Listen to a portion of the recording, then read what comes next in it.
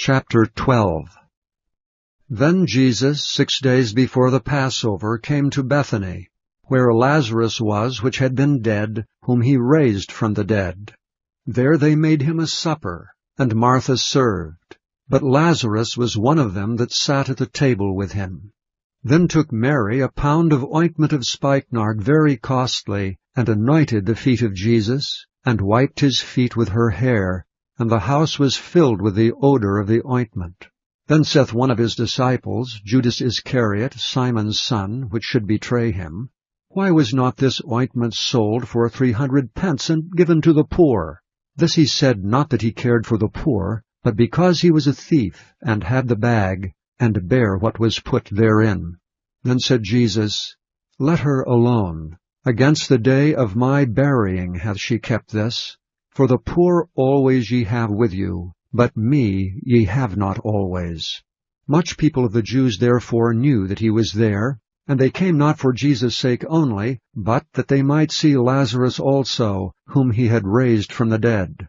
But the chief priests consulted that they might put Lazarus also to death, because that by reason of him many of the Jews went away and believed on Jesus.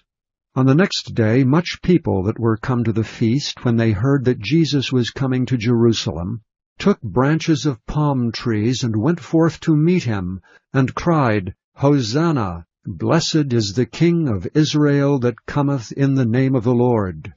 And Jesus, when he had found a young ass, sat thereon, as it is written, Fear not, daughter of Zion, behold, thy King cometh sitting on an ass's colt. These things understood not his disciples at the first, but when Jesus was glorified, then remembered they that these things were written of him, and that they had done these things unto him.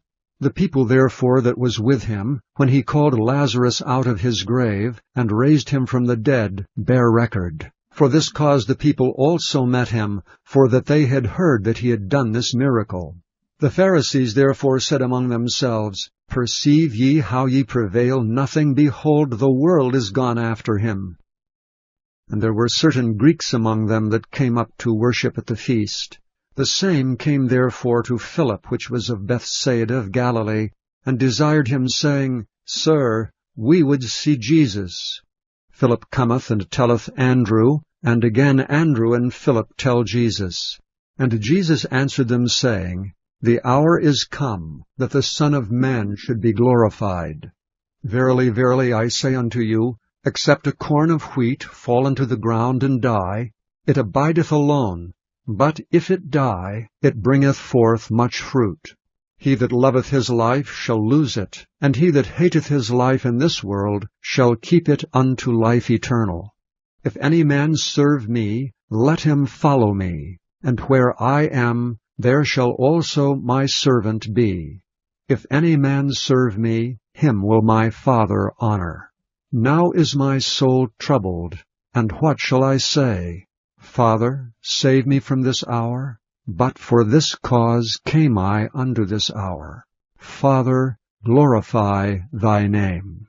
Then came there a voice from heaven, saying, I have both glorified it and will glorify it again. The people therefore that stood by and heard it said that it thundered. Others said, An angel spake to him.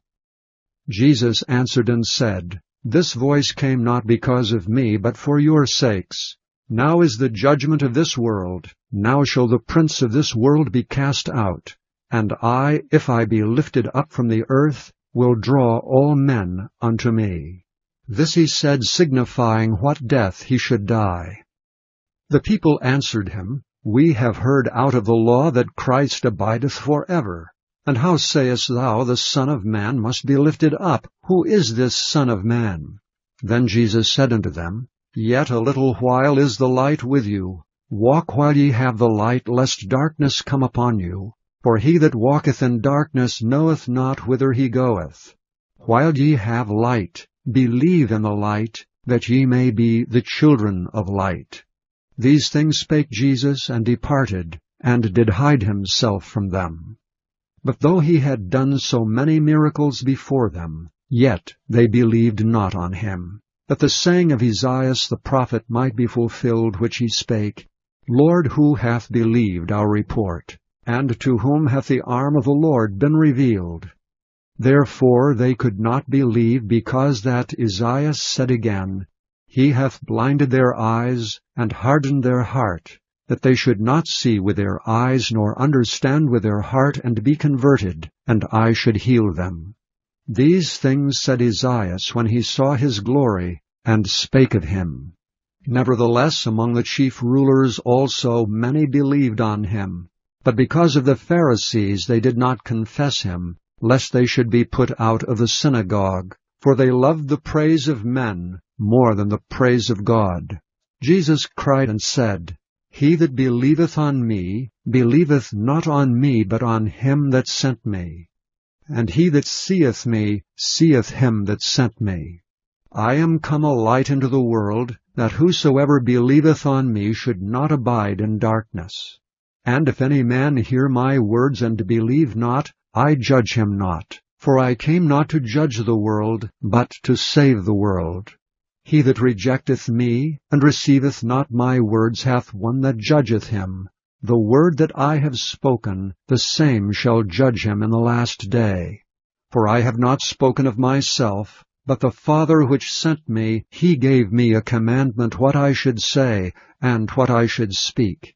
And I know that his commandment is life everlasting. Whatsoever I speak therefore, even as the Father said unto me, so I speak.